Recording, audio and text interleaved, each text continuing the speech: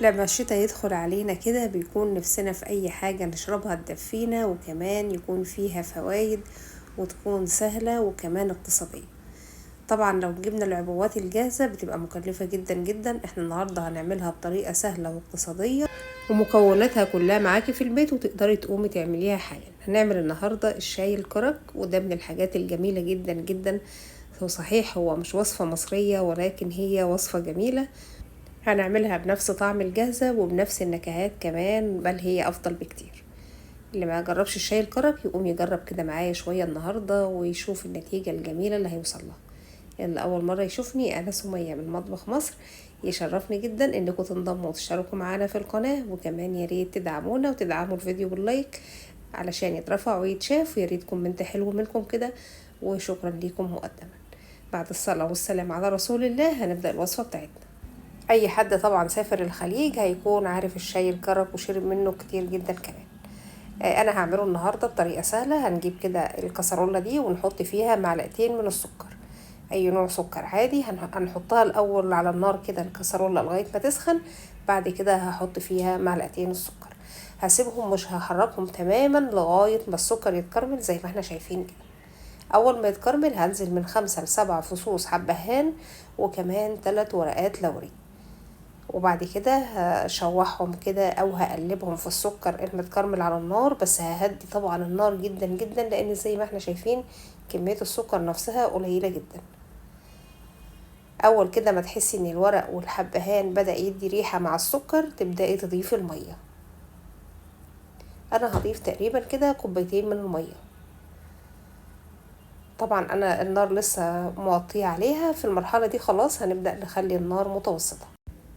وهجيب هنا كمان القرنفل اللي هو المسمار من 3 ل5، وهبدأ اضيفهم هما كمان للمية. وكمان عندي شاي، ياريت يكون ورق او يكون شاي حبيبات. لو مفيش ده او ده ممكن تستعملي الشاي اللي هو الناعم بتاعنا العادي. مفيش عندك الا الباكت، هتشيلي الورقة والفتلة وتحطي الباكت مقفول زي ما هو، مفيش مشكلة. حطيت معلقتين من الشاي على بقى المكونات اللي احنا هنقولها من الاول، وكمان انا هسيبها لكم في صندوق الوصف. معلقتين سكر اتكرملوا، اتحط عليهم من 5 ل7 فصوص حبهان، اتحط معاهم 3 ورقات من اللوري، وبعد كده حطينا كوبايتين من المية. وبعد ما المية على النار كده بدأت تفك السكر فيها وبدأ لونها يبقى عسلي حلو كده، بدأنا نضيف بقى المسمار او القرنفل وكمان الشاي الناشف بتاعنا. تمام كده. اول بقى تغلي معانا هنسيبها تغلي 5 دقايق تقريبا على نار هادية. بعد كده هبدأ ان انا اصفيها بمصفى ناعمة زي كده. تبدأي بقى تتخلصي من يعني بقايا الشاي دي، ومن الحبهان ومن القرنفل ومن ورق اللوري وكل الكلام اللي انتي حطاه. انا عايزة الشاي بقى هيبقى تقيل شوية، وطبعا متكرمل، ويكون مفيش فيه اي حاجة من اللي احنا حطيناه. تمام كده. هبدأ اجيب بقى مج كبير كده من الحليب وابدأ احطه عليه.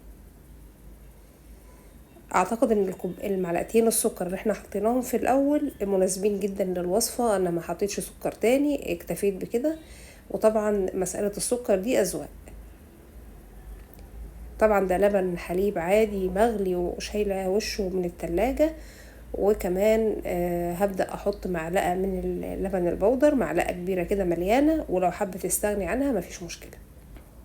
هنقلب بقى معلقة اللبن البودر كويس كده علشان ما يحصلش فيها اي تكتلات، هتدوب تماما في اللبن او في الشاي الكرك بتاعنا. لو حابة تضيفي سكر هتضيفي في المرحلة دي، وبرضو ده حسب الرغبة. يعني انا ممكن بشربه كده، في غيري ممكن يحب السكر بتاعه يكون اعلى شوية.